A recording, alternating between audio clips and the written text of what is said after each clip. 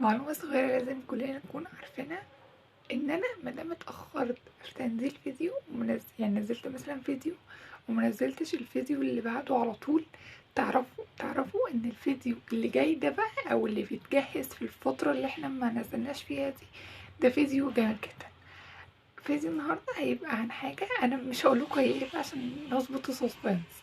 هي حاجة انا جربتها وبجد ادتني افكت جامد جدا، وعن تجربة طويلة مش تجربة كام مرة بس وطلعت اتكلم عنها. فايه مش عايز اطول عليكم، يلا بينا مع بعض نبدأ الفيديو.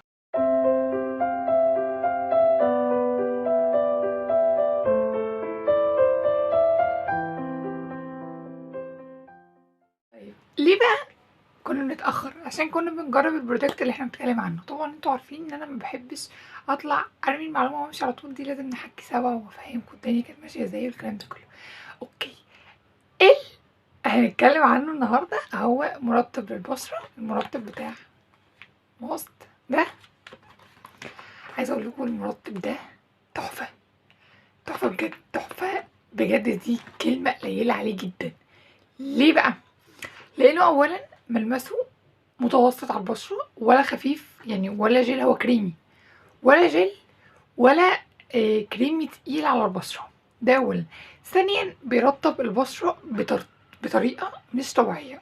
هرطب معاكم وانا بصور الفيديو دلوقتي. انا هقول لكم ان هو جميل، ده مش اعلان ليه ولا اي حاجه. وعلى فكره عايزه اقول لكم انا ما كنتش اعرفه خالص، بس انا استكشفته وقلت لازم ما اعزوش عليكم عشان تعرفوا ان انتوا حبايبي.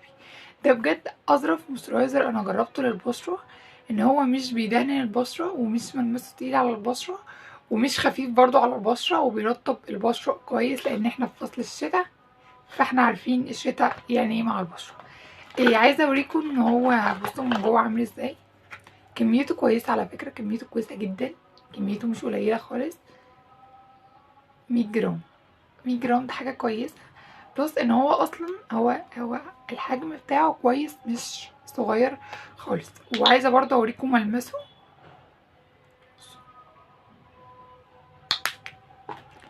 دي الحته اللي انا خدتها، عايزه اقول لكم انا خدت حته صغيره اهي. بجد عايزه اقول لكم تحفه قوي، والله العظيم جميل جدا مع بشرتي وحلو قوي، وممكن تستخدميه.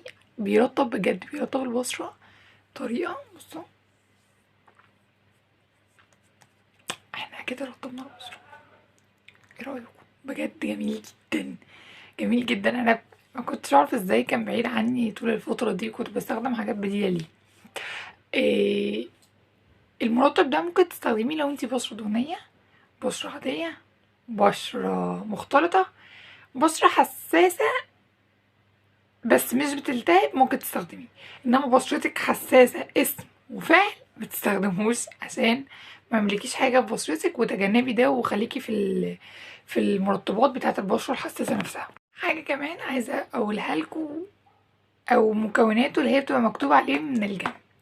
في جريسلين، وفي شمع العسل، وفي ثنائي اكسيد التيتانيوم، وفي نبات البامبونج، وفي زيت زيتون، وفي بنسينول، وفي زيت طائر الايمو، وفي زيت اللوز، وفي زيت بذور الكتان. في كمية زيوت رهيبة، في بجد كمية زيوت جامدة جدا. بلس انه مكتوب عليه ان هو بيساعد على منع جفاف الجلد والمحافظة عليه. ودي طبعا حاجة احنا ناخد بالنا منها كويس جدا، انه لو هو مجرد مرطب عادي انت بترطبي ببشرتك عشان نازلة او خارجة او مش هيبقى مكتوب عليه كده، انما هو بيفهمك ومأكد لك على نقطة او على بوينت ان هو بيعمل كده في البشرة، وان هو بيحافظ على جلدها.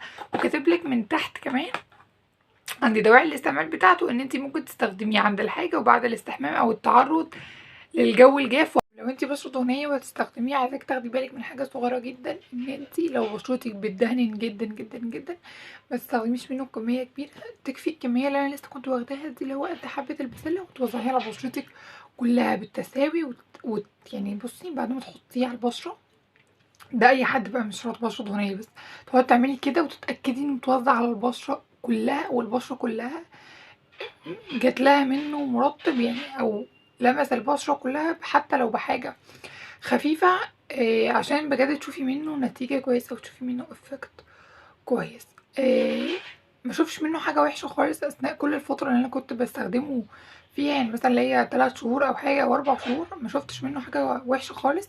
بالعكس، ترطيبه ومديني ترطيب في بشرتي. جفاف الشتا ده بالذات انا بجد ما شفتش جفاف في بشرتي من ساعه ما بدات استخدمه، من اول الشتاء او كان من الصيف بتهيألي. سعره عشان اكون جمعت كل المعلومات اللي اقدر اتكلم عليه عنها، انا حاليا بصراحه ما اعرفش سعره خالص خالص عامل كام، بس انا ساعه لما جبته والمكتوب على العلبه عندي انه كان ب96 جنيه. وصل كام دلوقتي انا ما عنديش علم، وما اقدرش اقول لكم سعر محدد، لان ممكن صيدليه تلاقي لسه عندها بالسعر القديم اللي هو كان 96 جنيه، ممكن صيدليه تبقى زاد حاجات بسيطه، ممكن صيدليه يبقى عدى خالص. فانا بصراحه ما اعرفش وما عنديش علم خالص، بس ممكن تبقي تقري عنه كويس عشان برضو تشوفي هو هيبقى لذيذ مع بشرتك ولا لا، وممكن تبقي تسالي عن سعره عشان تعرفي تشوفي دلوقتي هو وصل كام. ولو ده مش مناسب معاكي، فانا اوريدي منزله حاجات كتيره جدا وبدائل كتيره جدا ومرطبات كتيره جدا على البشره عندي، من الرخيص للغالي للمتوسط. يعني ممكن تشوفي ايه اكتر حاجه تناسبك فيها وهاتيها. اوكي، اخر حاجه عشان نبقى بنختم بيها الفيديو، اسمه مويست وان، وده شكله عشان لو حد عايز ياخده سكرين شوت او حاجه. مش هتندموا بجد خالص انكم جربتوه. لو انتي بجد بشرتك بتنشف جدا في الشتاء وبتتدهور، سواء اي بشرة من كل البشرات اللي انا قلتها حساسة، استخدميه. بس لا اما تستخدميه بكمية قليلة، لا اما لو بشرتك من البشرات المتعبة جدا اللي هي اصلا تعباك انت شخصيا، فتجنبيه خالص وخليكي في الحاجات الحساسة احسن لك وامن لك، ومش شرط البرودكت ده خالص. انا كده خلصت الفيديو، واشوفكم فيديو تاني وجديد